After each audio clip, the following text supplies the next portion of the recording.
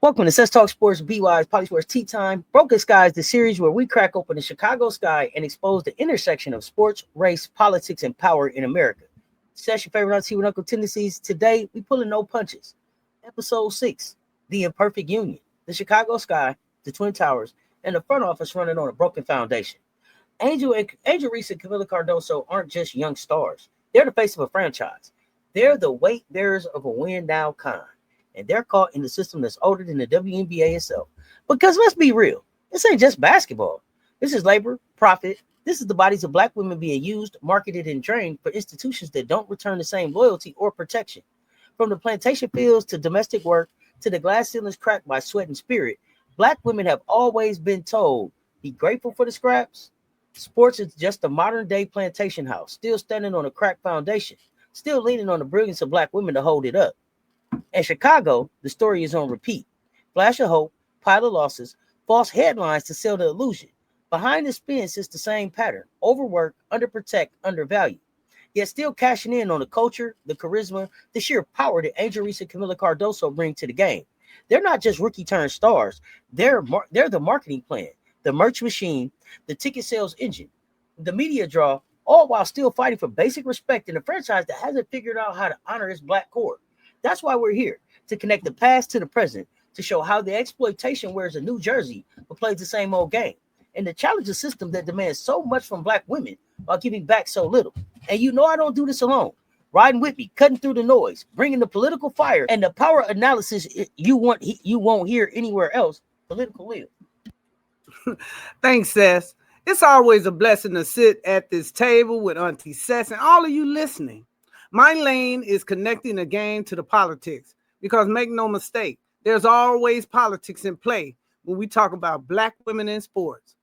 I speak out on these stories as an advocate for justice for Black women in all sports. What's happening to Angel Reese and Kamilla Cardoso and one of the WNBA franchises is never just about basketball. They're about labor, profit, and power. The sky may be a team on the court, but the institution pulling the strings is the WNBA itself. And that's where the deeper issues lie.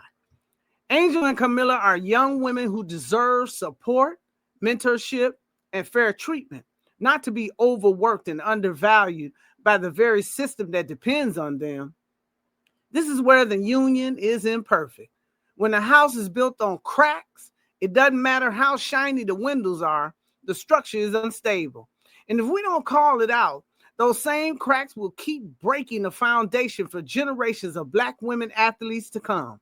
The WNBA has a huge issue with uniformity across its franchises and are actually creating a caste system within their organization.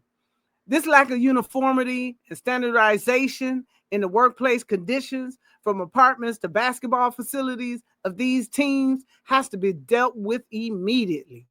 No complaint about a physical working condition should ever result in a player being suspended, as that borders on political oppression. So family, pour your tea, settle in, and let's get into it. Coming up in segment 1, we're going to set the tone, laying out the history, the context, and the stakes that shape this imperfect union in women's basketball today. Let's get right into it. The Chicago sky is a broken house. You can patch the roof, shine the windows, but if the foundation is cracked, nothing you build will last. Angel Reese and Kamilla Cardoso, they're being asked to hold up that house. Not protected, not nurtured, not given the tools to win. Instead, paraded as bait. Pimped, played, hustled to fans as the promise of the future, while the front office cuts corners and dodges accountability. And this ain't just about one franchise. The WNBA as a whole has a responsibility. Uniformity matters. They fixed the flights with charters, now fix the foundation. Because when some teams have elite practice facilities, full medical staff, real development resources, and others are stuck patching things together, what you build is a caste system, not talent-based, location-based. That's not opportunity. That's injustice dressed as progress. When we say Angel and Kamilla are being pimped out, it's not shade, it's truth-telling. They're marketed as the face of the sky, sold as the hope for tomorrow, but behind the curtain, no sturdy foundation, no dynasty blueprint, just a hustle. And this is not new. Bell Hooks told us in Ain't I a Woman, Black women have always been exploited for labor and image. Angela Davis wrote in Women, Race, and Class that exploitation lives at the crossroads, race, gender, and class. Angel Reese and Kamilla Cardoso aren't just hoopers. They're the latest symbols of how systems exploit Black women's brilliance, profit from their shine, but deny them equal protection, equal investment, equal tools to actually win. That's exactly it, Auntie. What we see with the Sky isn't just about basketball. It's about power. It's about how institutions like the WNBA present themselves as progressive and protective, but in reality, they tolerate gaps and injustices that hit Black women the hardest. Angel Reese and Kamilla Cardoso are marketed as the faces of the Chicago Sky and the league's future, but the league hasn't made sure the conditions behind the curtain match the hype. That's the broken house. When the WNBA lets franchises operate unevenly, it creates a hierarchy. Some players get 5-star treatment, others get scraps. That's uneven ground in the soil in which exploitation grows. And in Chicago, Reese and Cardoso are being asked to be saviors when they are actually really need safeguards. This isn't just mismanagement, it's strategy. It's pimping star power to fans while cutting corners everywhere else. And that's a danger, a very deep danger. When exploitation gets dressed up as opportunity, it becomes harder to call out. Fans see jerseys, highlights, and photo ops. But behind that gloss, the cracks in the foundation get wider. Black women are expected to hold it all together. And when the system collapses, they'll be the ones blamed instead of the ones who left the house broken. So that's where we begin tonight, naming this imperfect union for what it is, a cycle of exploitation that stretches back from history right into the WNBA today. And with that, let's move into our next section. We're going to talk about the historical context where we could trace how these cracks in the foundation were laid long before Angel Reese and Kamilla Cardoso ever put on a Sky jersey. Let's be clear. The Chicago Sky didn't just wake up broken in 2025. This house has been cracked for 20 years.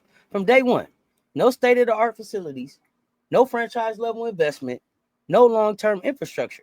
Meanwhile, Las Vegas Aces built a world-class training center. New York Liberty invested in elite player health, development, stability. Chicago, renting practice space like tenants in somebody else's home. That's not a dynasty blueprint. That's survival patchwork. When the Candace Parker era ended, the front office had a choice: fix the foundation or spin a new story. They chose to hustle. Enter Angel Reese and Kamilla Cardoso, back-to-back NCAA champions, coached by Dawn Staley, coached by Kim Mulkey, marketed as the Twin Towers who would legitimize the franchise. The hype was real. The investment wasn't.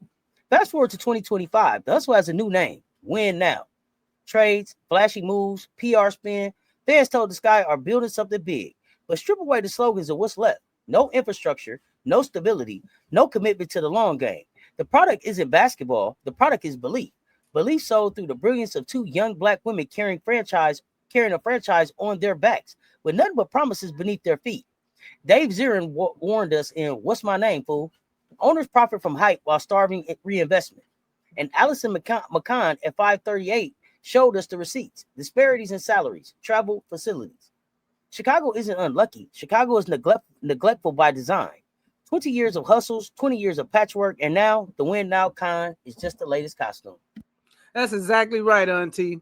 The Sky Win Now push isn't about winning. It's about selling. It's a con game dressed up as ambition.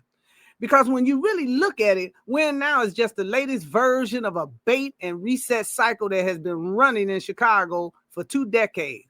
They lure fans with new faces. They cash in on the excitement. And then they reset the clock when the cracks in the foundation show again.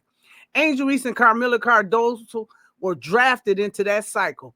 Their college championships gave the front office instant credibility, and their presence created a storyline that ownership could market overnight.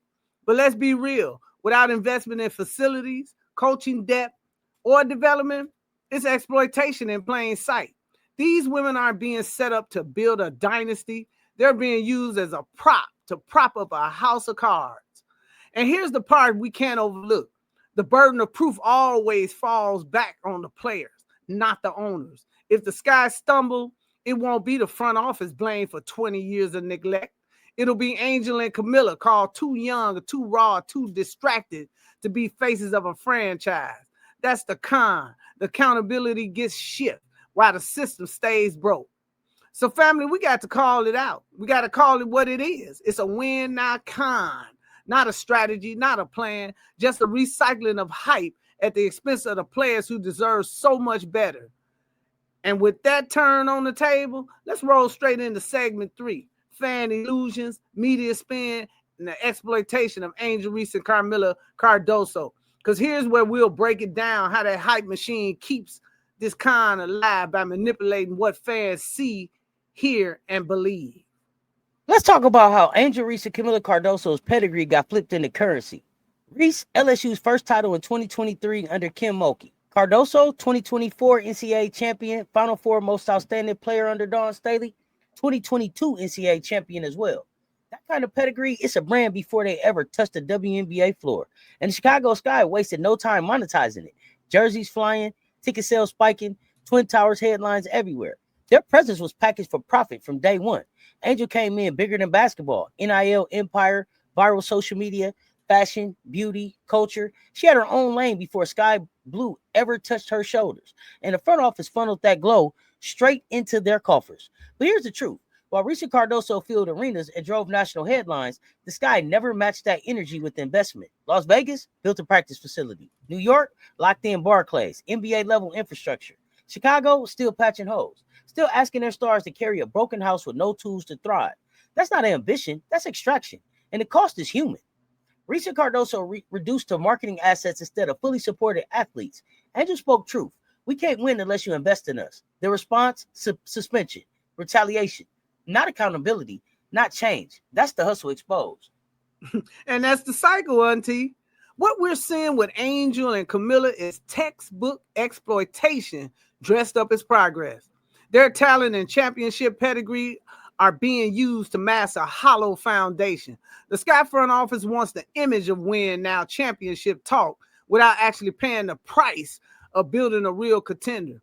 And that's the con. And it thrives because the fans are sold illusions. The media plays this role too. Headlines celebrated packed arenas, flashy highlights, and off-court visibility. But they rarely ask the hard questions. Why are these young women carrying so much weight with so little support? Why does Chicago lag behind in a facility when the league is supposed to be leveling up?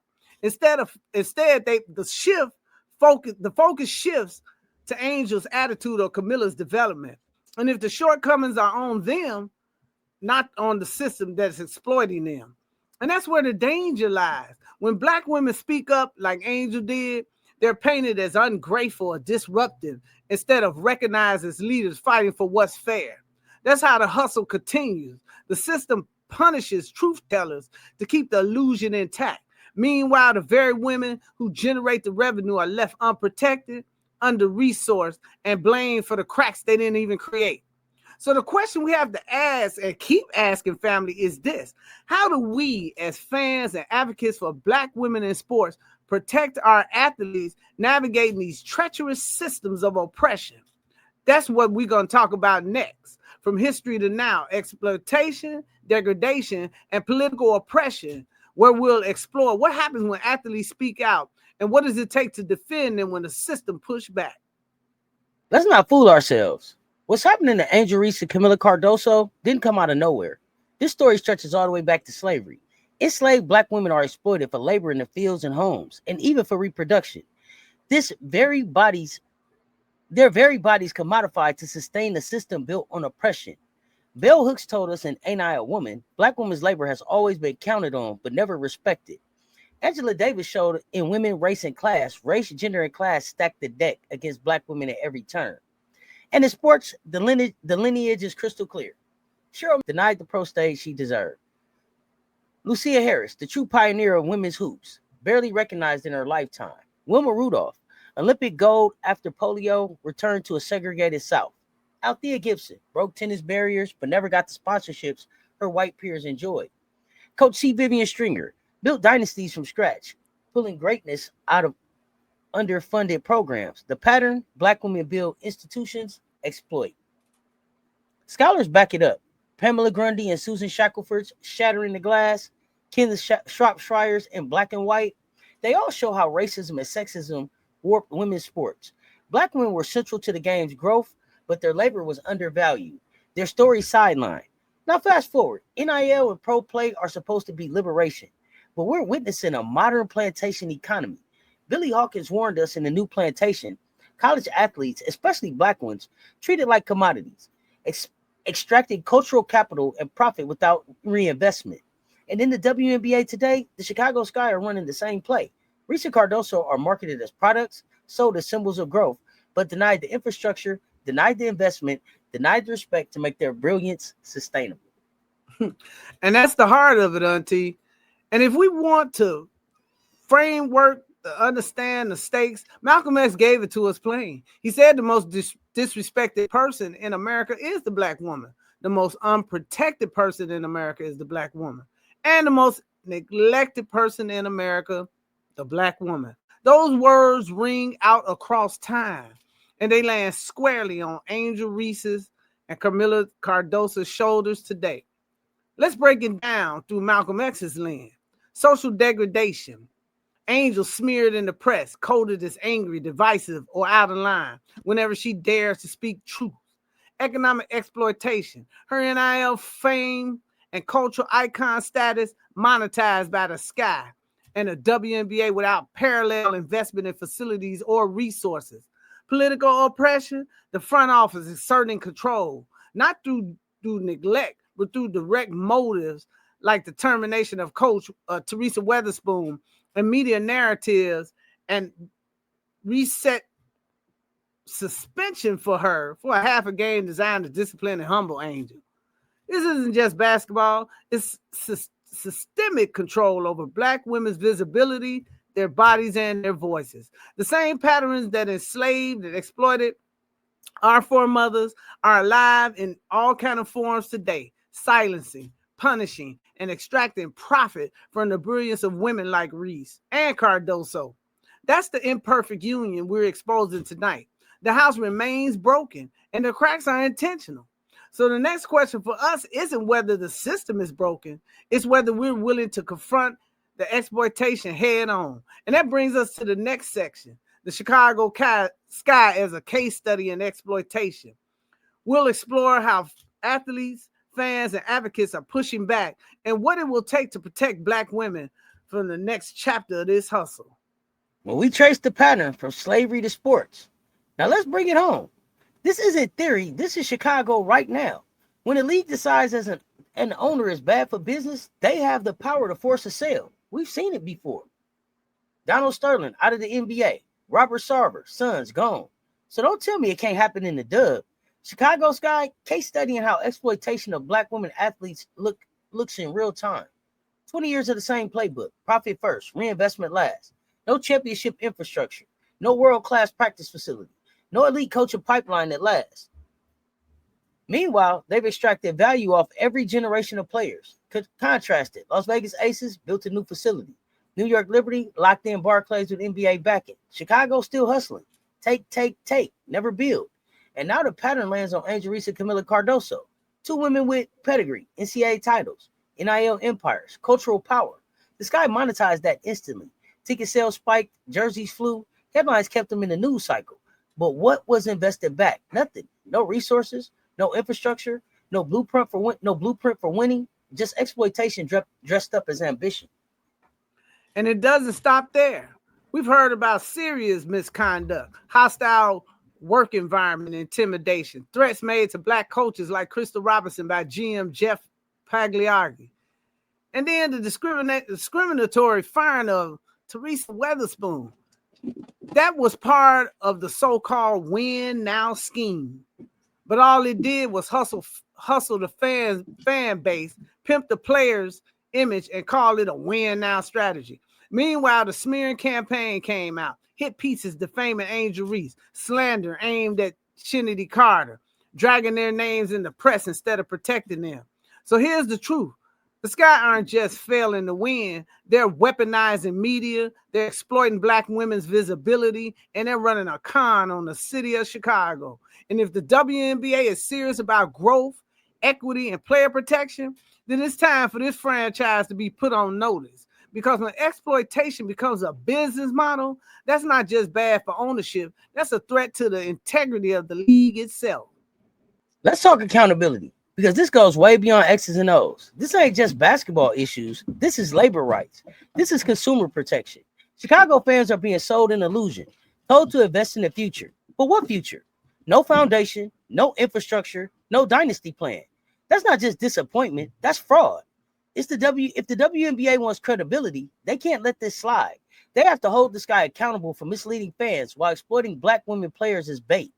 And the WNBPA, time to step up, because what Reese, Kennedy, and Teaspoon endured ain't just wins and losses. It's workplace rights, smear campaigns, retaliatory firings, intimidation tactics. That's a hostile environment, period. When the GM threatens to run coaches out, when black women in leadership are punished for truth telling, when a star player is humiliated in the press for demanding basic investment, that's not a team problem. That's systemic abuse of power. The union has to draw a hard line and protect its members. And let's not forget, there are legal remedies here too. We're talking about possible Title VII violations, hostile work environment, retaliation against black leadership, discriminatory treatment when it comes to discipline and support. If the WNBPA and the league won't enforce accountability internally, then outside legal pressure has to be put on the table. Because if this precedent stands that a franchise can silence, smear, and punish black women under the cover of team building, then the door stays wide open for every other front office to do the same thing. And that can't be allowed. So the stakes are clear. This isn't just about Angel Reese or Trinity Carter or Teresa Weatherspoon or Kamilla Cardoso. It's about whether black women athletes and coaches in this league have real protections, or whether they can be used up, discarded, and defamed with no recourse. If the WNBA wants to be a league of the future, then it has to prove it now by enforcing its own standards, investigating Chicago Sky, and putting ownership on notice. Anything less, and the message is simple: exploitation pays, and the league will look the other way. And that's a message no fan, no player, or no advocate should ever accept. As we close, let's come back to the metaphor we started with, a broken house. You cannot fix a broken house with a broken foundation. And that's the Chicago Sky. 2 decades of dressing up dysfunction with star power, while refusing to repair was cracked. No practice facility, no long-term investment, no pre-game meals, no stable culture, just extraction. Use the brilliance of black women athletes to keep the lights on, while never giving them tools to thrive.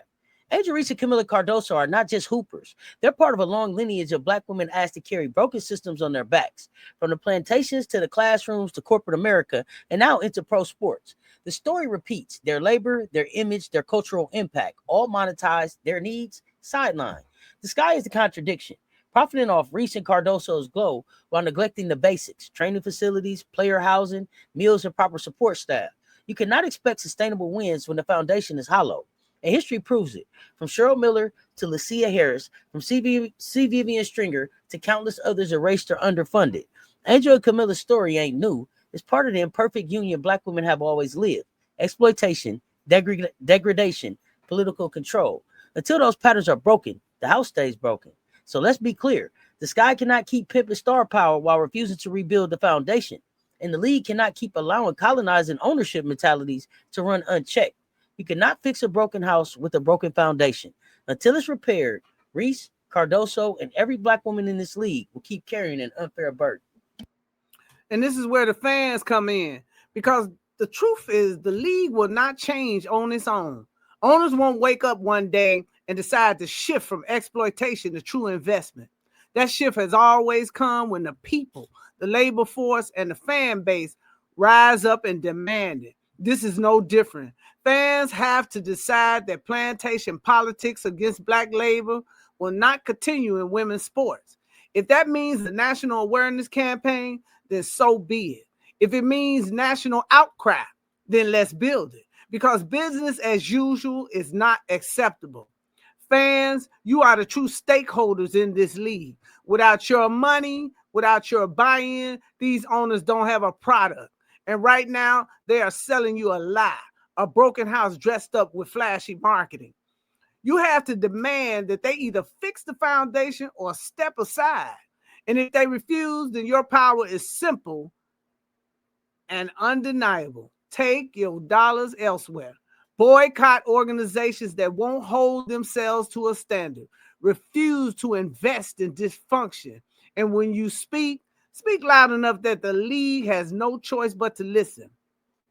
This is why we put the hashtag put the sky out of business, because a franchise that thrives on exploitation, that smears its players, that runs off its quality, lived, experienced coaches, and that weaponizes the medium against its black stars has no business being in the business of basketball.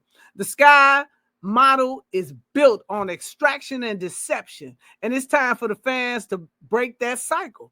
If the league will not hold them accountable, then the people must. So here's the bottom line. This house cannot be fixed unless the foundation is rebuilt. Angel Reese and Kamilla Cardoso deserve better. Black women in sports deserve better. And fans, you have the power to make that happen. It's not just about basketball. It's about justice. It's about respect. And it's about demanding that exploitation of women, especially black women, can no longer be the cost of doing business in sport. The time to act is now.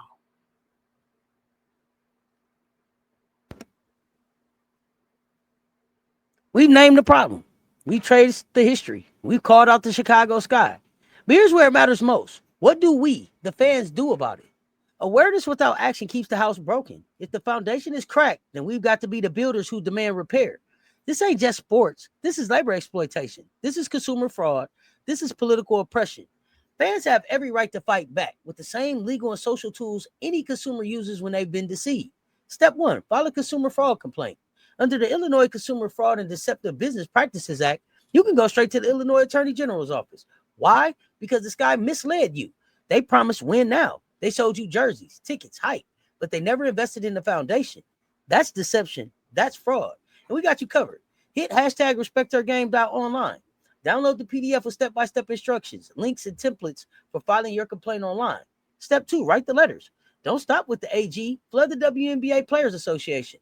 Flood the WNBA Board of Governors. Flood the league office. Tell them fans will not tolerate a system where black women are pimped for ticket sales, then discarded, smeared, and silenced.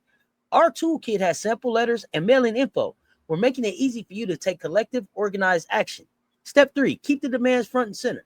Standardized working conditions. Every WNBA player deserves equal practice facilities, housing, meals, and support staff. Compensation reform. If players put butts in seats, sell concessions, and drive broadcast deals, pay them their fair share. Protection for black women. From Teresa Weatherspoon to Crystal Robinson. From Angel Reese to Kennedy Carter. No more retaliation. No more smear campaigns, no more threats. This is about safeguarding our people from abuse, intimidation, and exploitation. Cess, you just laid out all the tools. And let's be real, tools only matter if you use them. Filing complaints, sending letters, raising demands, that's how you shift the balance of power. Don't underestimate your role here. Owners think fans are passive, easy marks, happy to just buy tickets and clap along. But history shows us when the people organize, the house starts shaking. That's exactly the kind of pressure that will force accountability in Chicago and across the WNBA. This isn't just about the Sky. It's about every franchise that thinks it can profit from black women without protecting them. It's about making sure NIL and cultural capital don't become another form of unpaid labor. It's about making sure that when we talk about union power, it's not just a press release, but it's a real protection for the women carrying this league on their shoulders. That's why your letters and complaints are more than just paper. They are evidence. They are a record. They are history in motion. And let's be clear, boycotts are on the table also. Fans' dollars drive this league. If teams refuse to respect their players, then stop spending your money with them. Refuse to buy tickets, jerseys, or concessions for franchises that exploit instead of invest. Hashtags like Respect Her Game and hashtag Put the Sky Out of Business are not just slogans. They are rallying cries for a movement that puts pressure where it hurts most, the pocketbook. So I'm asking every fan listening, don't just nod your head and say you agree. Act, file a complaint, send a letter, demand your consumer rights. And if they won't listen, starve them with your dollars, because a broken foundation can only stand if the people keep holding it up. When we pull our support, the whole thing collapses. And that's when real change has to happen. We've unpacked it all, from the history of Black women's exploitation to the Chicago Sky's 20-year hustle, to Angel Reese and Kamilla Cardoso being pimped out as pawns in a fake win now con. And let's be real, this is bigger than basketball. This is labor, this is justice, this is accountability. The house is broken, and it's time to demand the foundation be rebuilt or make the owners answer for their failures. This is where you come in. The Fan Action Toolkit is live at RespectHerGame.online.